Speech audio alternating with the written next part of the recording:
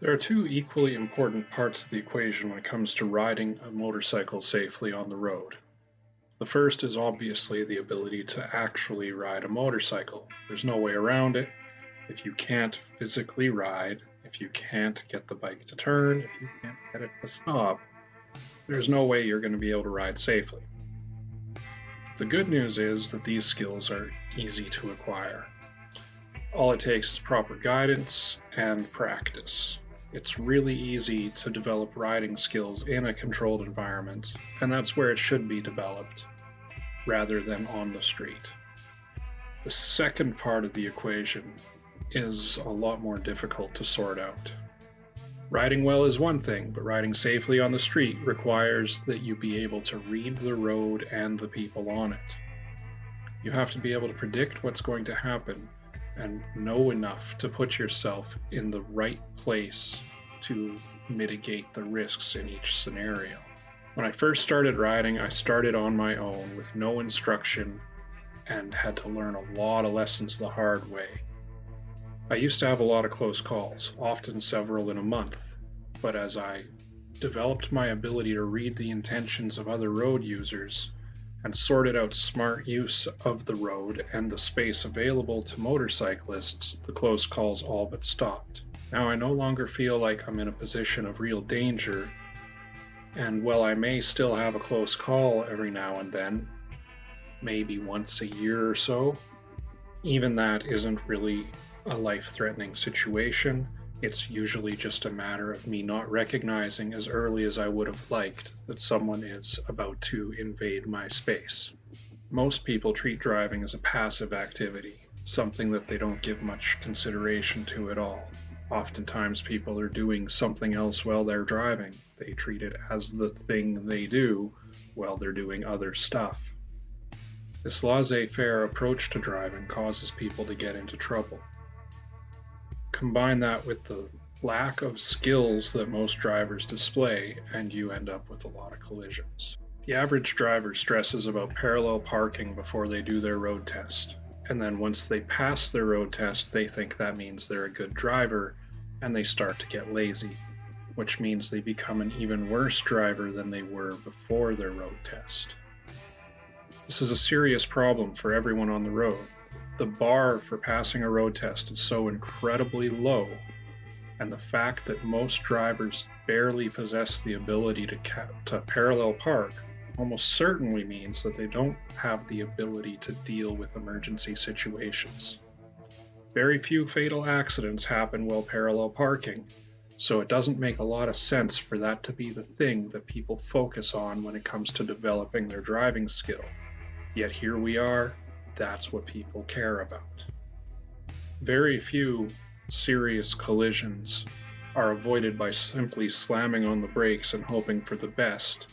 Yet this is the standard response of most drivers because they never took the time to develop any actual driving skills. As motorcyclists, we don't have the luxury of this lazy approach to skill development. Not only do our skills have to be good enough for us, but we need to have good enough skills to counter the sheer stupidity and lack of competence from the other people on the road. When the average driver crashes, they will often make excuses and point the finger at someone else. It doesn't really matter what happened as long as someone else's insurance will cover the costs. Again, this is not a luxury that we have. Pointing the finger at someone else isn't going to make you feel a whole lot better if you're missing a limb or in a wheelchair, and I doubt that it's going to make your family feel better if they're placing your casket into the ground. Assigning blame is worthless to a motorcyclist.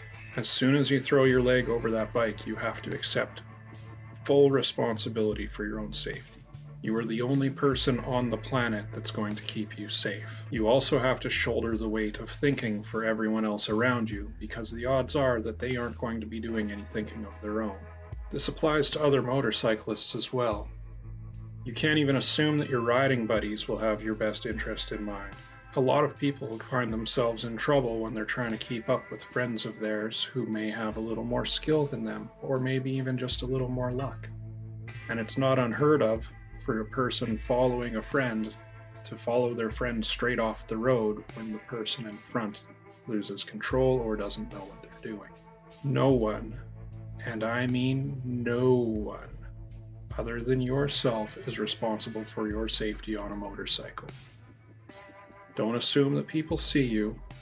In fact, it's best if you assume that they don't. You have to make a point of making them see you.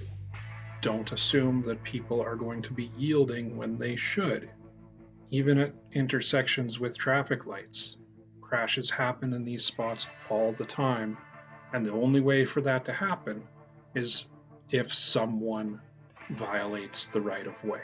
Someone didn't stop when they were supposed to, someone else thought they were going to, and then they crash into each other. That's the only way that those accidents happen. It's always someone not doing what they're supposed to, and without a cage around you, you have to be extra vigilant to make sure that that doesn't end your life. So basically, what I'm saying is that riding a motorcycle safely on public roads essentially requires a full rewiring of your brain. You have to change the way you think. You can't afford to think like a driver. You have to start thinking like a motorcyclist. You have to change the way you think about the road use and the right of way, and you have to take 100% of the responsibility for your safety. Riding something as small as a motorcycle means that it's really easy for people who aren't paying enough attention to not notice you. But with the small footprint of the motorcycle comes a lot of freedom in how we can use the road. We can move around a lot more than a car can. We can take extra steps that a driver can't to put ourselves in a better position to deal with certain situations, provided we know what to do.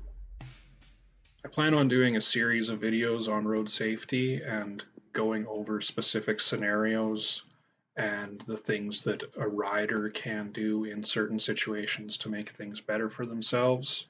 Hopefully I'll be able to get those out soon. If you haven't already subscribed, please do, and that way you'll be able to find out when that stuff comes out. Thanks. Bye.